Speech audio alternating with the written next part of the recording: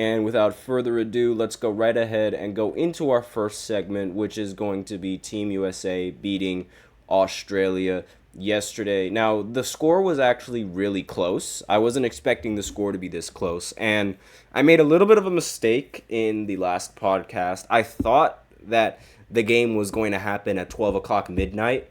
I was wrong. It happened right when I was recording the segment, so oops, that was a really big mistake. But that's not going to happen again because their next game, they play same time on Wednesday, so I will be covering the game, live. I'll be looking at it on my TV screen while at the same time doing my segments, so I'm going to be a little bit of a multitasker here, but I'll give, updates on the score and updates on like the team success and what the team is doing and the starting lineup, because in this game, as I mentioned before in the previous segment, there was a starting lineup change. So Anthony Edwards was moved to the starting lineup, and Jason Tatum was also moved to the starting lineup in response to, I think it was, the matchups that Australia had for them, as well as, just the overall performance that Anthony Edwards was, giving out in this game. Now, he wasn't in my, players of the game for, today, but it's not like he didn't play well in this game. He ended the game 5 for 11 from the field with 14 points and also was able to rally 2 assists, 4 rebounds, and 2 steals. Again, this wasn't my player of the game for Team USA, however. I actually have 2 of them, as usual. So, Devin Booker ended up scoring 16 points, ended up getting 3 rebounds and 2 assists. And Anthony Davis, again, makes this list, being one of arguably the best player on Team USA. He ended the game with the most points, the most rebounds, and he only got 1 assist, but he was also able to record 2 blocks, as well as, that was basically it. Most of the rebounds were from the defensive side. Actually, they were split half and half. He got 7 defensive and 7 offensive rebounds. So, why isn't he starting? Nobody knows. But these last few games, Anthony Davis has completely outplayed Joel Embiid, despite the fact that Joel Embiid is starting. And, ironically, Joel Embiid had the fewest minutes on the court in this game. So, clearly, he should not be in the starting lineup. Clearly, Joel Embiid shouldn't be in the starting lineup. I'm sorry, he is embarrassing the United States with his style of play. It is gross. Now, he ended the game with 10 points, sure, but still, he should have way more production considering how he was such a competent player in the league. Now, he also ended up taking the most free throws, shocker, in the starting lineup. But at the end of the game, Devin Booker was the guy that ended up shooting the most free throws. He went 7 for 7 from the free throw line, but who else played really well in this game? Another player that's going to get shoved under the rug for Team USA and their performance, Tyrese Halliburton. These past few games, he's ended with the best box plus minus in Team USA. So, while he does come off the bench, he does bring immense value. Now, really, the starting lineup, it should have Kevin Durant in the starting lineup when he gets healthy, and Anthony Davis should be in the starting lineup. Look at these numbers. These are numbers that are with him coming off the bench. Imagine if he was to start. Now, he did get starting minutes. I wouldn't say that. Never mind. He didn't really get starting minutes because every single one of the starters, except for Joel Embiid, ended up having at least 20 minutes. Now, everyone else coming off the bench had 18 minutes, which isn't that bad. I'm not really complaining about that, but I would much like to see Anthony Davis put into that starting lineup and get to play 20 minutes because I feel like he would bring so much more value than Joel Embiid.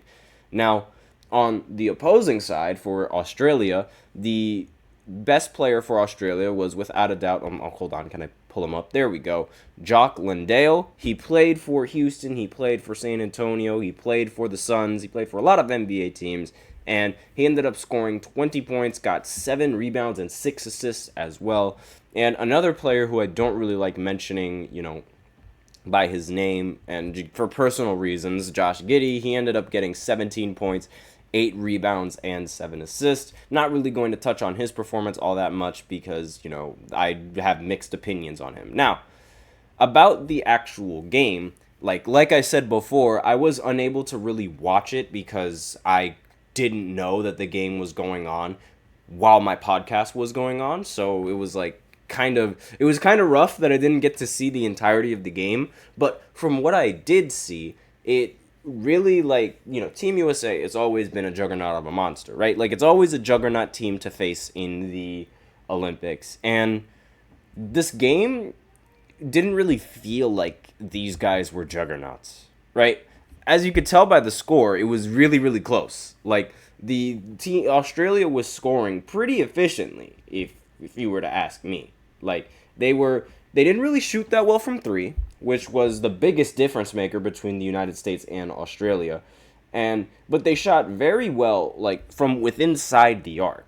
So I feel like the biggest problem that Team USA has been going up against is, defense around the painted area and defense from within inside the 3-point area, right? Because when you think about it, that's really like what the teams are.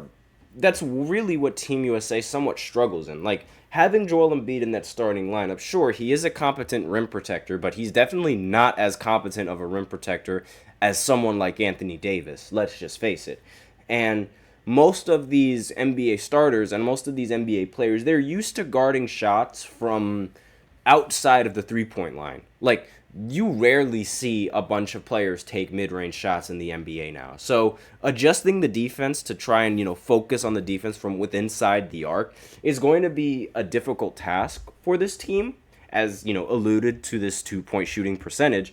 But aside from that, I mean, really, like, I'm very surprised that this team was unable to sort of pull away from Team USA and was able to sort of, like, end up winning the game at the end of the day, right? Like, they ended up winning, sure, but I expected them to win by a lot more than just 6 points. Usually, Team USA wins in a blowout almost every single game. And when they don't win in a blowout in every single game, something is the matter, there is a problem, and, all of us USA fans, we get a little bit scared, I guess you could say, and intimidated, because it's like, okay, why are these guys, somewhat competitive? Like, we always destroy every single opposing lineup, no matter who it is. It doesn't matter what kind of player it is, right? Always Team USA seems to win.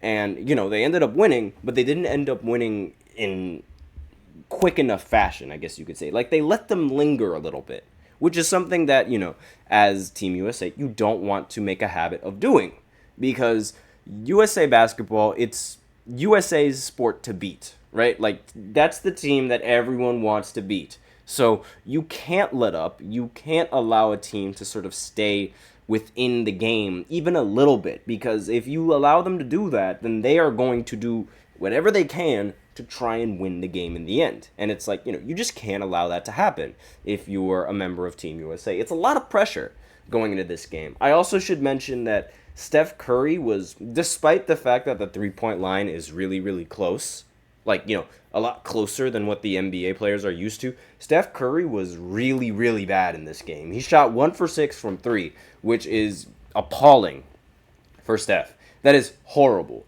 And we really need Steph to sort of step up in this game. We also need Joel Embiid to get on the bench. I am not going to sugarcoat it. Joel should not be starting. Period. Done. Get him on the bench. Steve Kerr did a very good job with the starting lineup, putting Anthony Edwards in there and putting Jason Tatum in there. Yes, they were fantastic. But Joel Embiid in that starting lineup is killing the United States. I would much rather he never plays a single minute for the United States ever again. I would very much rather have that than to deal with Embiid in the starting lineup. I would so much, like, Bam Adebayo, he was fantastic in this game. Like, Bam coming off the bench, he was great. He was 4 for 5 from the field and ended up shooting 2 free throws, made both of them. He didn't really get that many rebounds, but he was also sharing the court with Anthony Davis, at least from what I was seeing. And he ended up getting 10 points. Like, that's really, really good. That's the same production that Joel Embiid was giving on much better efficiency. Like, bench him. Plain and simple. But that's really all that I have to say for you guys on the first segment. Again, I'm not a big fan of Joel Embiid, as you guys can tell. I don't think he should be starting, but let me know in the comments what you guys think. Do you think Joel Embiid should be starting just because of his name and his reputation in the NBA or whatever it is, or do you think he's actually a good fit for the lineup? Me personally, don't think he's a good fit. I think it's just not it. Like, in my personal opinion, Joel Embiid, he shouldn't even, if we're being technical, Joel shouldn't even be on the roster. Like, if we're being very, very serious, he should not be on Team USA's roster because, he should be playing for either the French team or Cameroon even. But aside from that, he does what he wants. He wants to get a gold medal. But yeah, like, really, and a lot of people on the internet and a lot of people on, like, the media, they also don't really agree with the fact that Joel Embiid should be in the starting lineup. I know I don't, but aside from that, we can go into the second segment, which is going to be about the Clippers president speaking out about, Kawhi Leonard not being on Team USA's roster. It's a little bit more complicated than what I initially thought, so I'm just going to talk a little bit about that right after this short break, so be sure to stay tuned.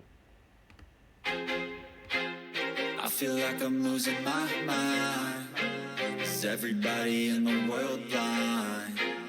Please, Lord, give me a sign, a sign. I feel like I'm losing my mind. Is everybody in the world blind? Please, Lord, give me a sign, a sign.